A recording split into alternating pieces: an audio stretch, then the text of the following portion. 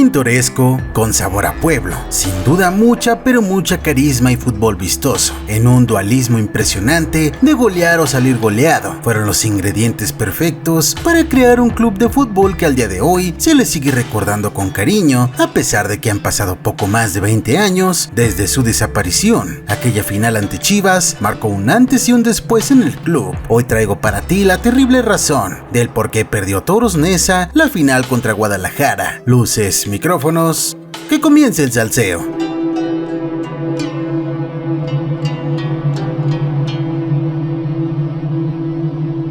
Un Toros Neza que dices, ay en la madre, este equipo fuera de serie. Excelentes de este Toros Neza, que es el equipo que mejor está jugando y el más espectacular por mucho en el fútbol mexicano. Este pintoresco club nació en 1991. Llegaron al máximo circuito después de vencer 1-0 en el global en el campeonato de la segunda división de la temporada 92-93 ante la Jaiba Brava de Tampico Madero. Sus inicios en la primera división, es decir, en la temporada 93-94. El equipo se reforzó con un jugador de lujo, como lo fue el argentino Antonio Mohamed, que se convirtió en el líder de los Toros Neza e ídolo de la afición. Toda la situación de la máscara, del pelo y todo eso, pues nacía en él, ¿no? Aparte, este es un golazo de Mohamed. De Don Mohamed. Oye, y la verdad, como lo celebran, lo festejan, para mí es sinónimo de alegría, ¿no? Y de buen humor. De la mano de Carlos Reynoso, el equipo mexiquense libró el fantasma del descenso en sus primeras temporadas, aunque todavía lejos de ser contendiente al título. Para la campaña 95-96, Neza se fortalece con Miguel Herrera, Martín Villalonga, Federico Lusenhoff. Estos futbolistas se entienden con Antonio Mohamed y pese al despido de Carlos Reynoso, se forma su mejor versión futbolística. El técnico puso una manera de jugar que creo que la que le conviene a todos los jugadores de este equipo, ¿no? Que de jugar bien al fútbol. Una vez consolidado en primera división, el equipo del Estado de México entrega la dirección técnica a Enrique Meza. Sí, uno de los técnicos más pasivos del fútbol mexicano. Se adentraba a un equipo de pueblo, un equipo que si algo no tenía era seriedad. Encontré un equipo alegre, bromista, juguetón. Lo veía jugar todo México. La temporada 95-96 había pasado a la historia del fútbol mexicano como el último testimonio de los torneos largos, albergando la hazaña del Necaxa, que al final del certamen se coronó campeón, entre un Emilio Butragueño que se puso la playera del Celaya y un Cruz Azul que terminó como líder, pero desafortunadamente pereció a la causa de la maldición del superlíder. Comenzaban los torneos cortos en el Fut Mexa y los Toros raspaban la primer liguilla eliminando a León en el repechaje, pero cayendo ante Santos en las semis. Este sería el primer aviso del avasallante club de Neza, con todo y cabellera pintada. Y cada tanto tenía un festejo fuera de lo común. Poco antes de comenzar el verano 97, mientras se encontraban entrenando para la revancha del torneo anterior, llegó el equipo de la selección de Jamaica buscando un amistoso. Ese amistoso se convertiría en una de las broncas más recordadas en la historia del fútbol. ¿Ustedes qué? ¿Por la espalda? ¿Cobarde?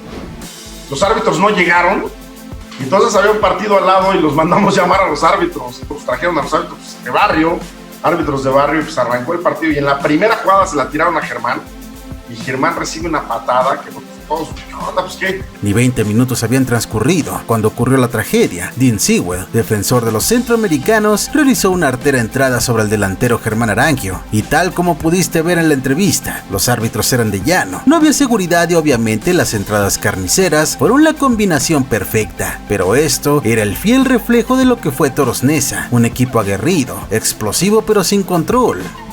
Y que a veces había cierta indisciplina, es que eran demasiado juguetones.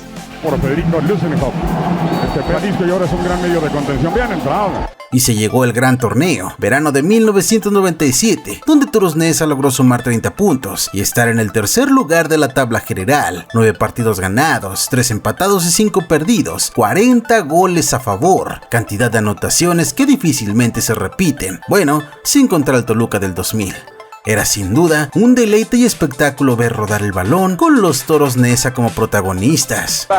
Es ser quien lo hace. Así, la barrera, yendo a la zona de... Acostumbrándonos a la mediocridad de la Liga MX desde hace años, ya se realizaban cosas como ver la posición número 12 entrar a una reclasificación. En esta ocasión era Tecos, quien raspaba junto al Atlético Morelia al repechaje. Toros Neza, como tercer lugar, se enfrentaba a los Pumas, quienes los dejaron en el camino con un global de 4-3, y después al Necaxa con el mismo marcador para llegar a la final ante las Chivas Rayadas del Guadalajara, que tenían en las manos del Tuca Ferretti la posibilidad de romper una sequía importante, pero sobre todo levantar el 10º título para la escuadra de Guadalajara.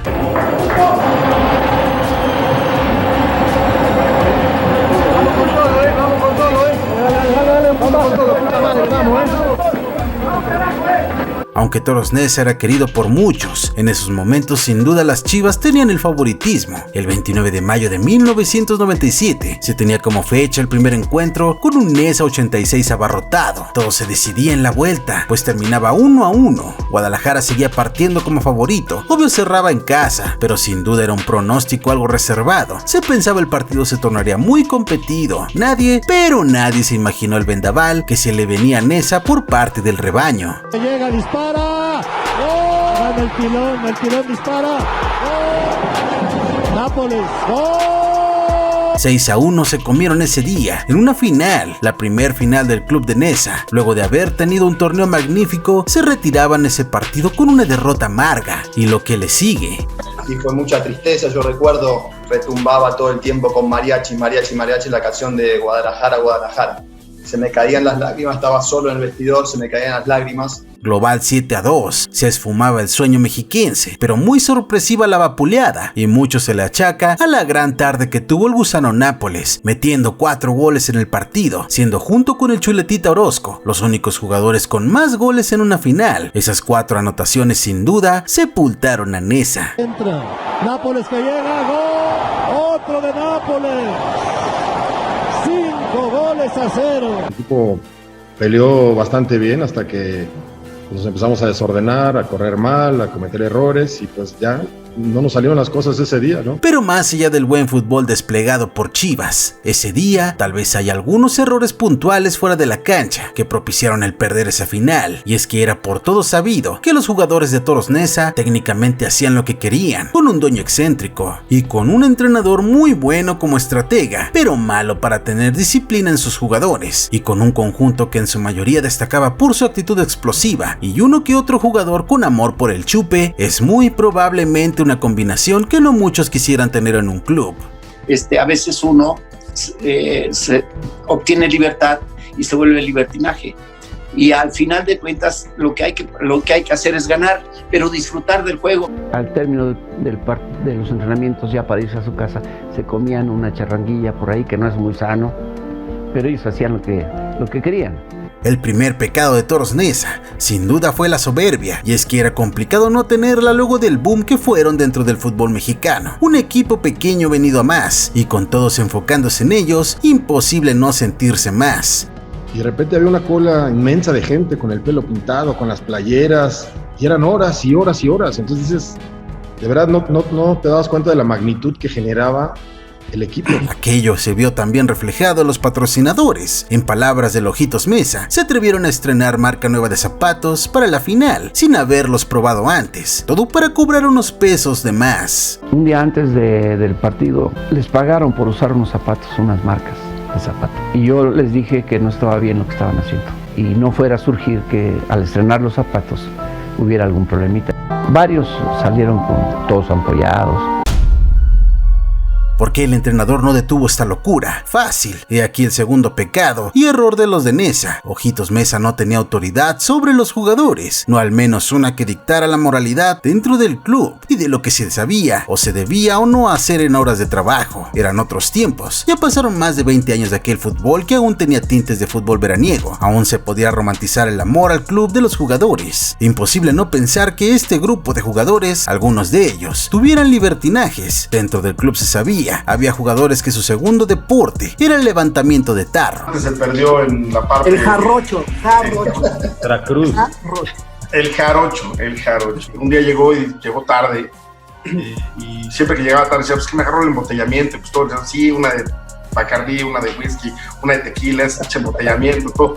Dentro de aquellos que gustaban la bebida, se encontraba el portero Pablo Larios, historia lamentable del cual tengo video y que te dejo en la tarjeta. Dentro de la lista también se encontraba el joven Ernesto El Jarocho Tornero, quien jugó también para Veracruz y Santos. Pero no solo él tenía un problema con el alcohol, también se encontraba el talentoso delantero Nildelson Silva de Melo, quien de plano ya no era soportado por sus compañeros. De Melo era otro tipo de los que también, pues obviamente, ese sí se perdían, de repente se partían 4 o 5 días, lo andaban buscando por todos lados, de gran calidad, pero bueno, pues desafortunadamente le ganaba su enfermedad, ¿no? Y jugó solo un año en Nesa, aunque anteriormente había vestido las playeras de Toluca, Correcaminos y Zacatepec. El brasileño tenía severos problemas con la bebida, a tal grado que fue recluido a un anexo de Alcohólicos Anónimos. Se dice todas las mañanas pasaba por él el vicepresidente de Toros Nesa, Félix Martínez, para que desayunara en las instalaciones del equipo y después del entrenamiento lo iba a dejar de nueva cuenta al anexo. El profe lo sienta en un partido y dice no va a jugar. Sí. Y al final la gente lo pedía en el estadio, porque la verdad, goleador el negrito, 3 minutos. Y se acuerda el profe que se salió Lusenhoff enojado. Sí. Bueno, cambio, entra de Melo por Lusenhoff. Y la primera pelota que toca de Melo, gol de Melo, cabrón. No puede ser. Sin embargo, el brasileño hace poco salió de nuevo a la luz con unas declaraciones que no solo evidencian lo que les venía comentando sobre la falta de disciplina. Esta vez no se guardó nada y evidenció al equipo subcampeón del 97. Si en aquella época hubieran hecho examen antidoping, muchos jugadores de Toros Nesa no podrían jugar. Nadie habla la verdad, que también en el equipo todos eran fiesteros, a todos les gustaba la noche, a todos les gustaban las mujeres y las llevábamos al hotel el día de las concentraciones. Muchos también usaban drogas, pero de eso no hablan. Todos hablan de Melo, era el culpable.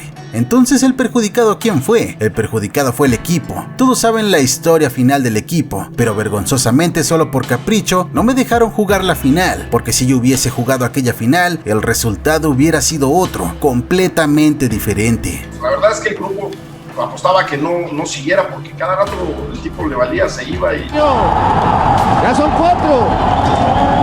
Y este fotógrafo no es otro que Nildelson de Melo. Si en algo tenía razón el brasileño, es que las cosas sí pudieron ser diferentes si hubiera estado en el terreno de juego, pues sí era un delantero letal con todo y su problema. Hay veces que por ahí un gol en cierto momento nos hubiera dado aprender esa chispa y el equipo hubiera caminado, pero esta vez no sucedió así. Finalmente Chivas fue mejor. Aquella final perdida fue el principio del fin, sobre todo cuando los dirigentes de Toros Nesa empezaron a soltar figuras como Pony Ruiz, Miguel Herrera y el ídolo Antonio Mohamed, que fue la molestia para los hinchas del club. Trataron de calmar las cosas al traer un poco más tarde al internacional Bebeto, en el ocaso de su carrera, pero su fichaje sería la tumba financiera del club, con malas decisiones en venta y compra de jugadores, cambios de sede, llegada y salida de varios entrenadores. El equipo fue de mal en peor. Pues eso es lo que pasa de repente, ¿no? Cuando no hay empresas tan sólidas que están atrás de los equipos, y cuando los empresarios se cansan, pues venden. Hasta que dejó de existir tal y como lo conocíamos en los 90s. Me parecía a mí que en ese momento no era prudente tampoco oponerse a algo que solamente traía alegría. Dímelo qué opinas, déjalo acá abajito, me importa muchísimo tu opinión. Regálame una manita arriba, sígueme en Twitter, Instagram, únete a la secta vocerena donde lleven momazos. Comparte este video y si no estás suscrito recuerda suscríbete. Créeme, no te vas a arrepentir.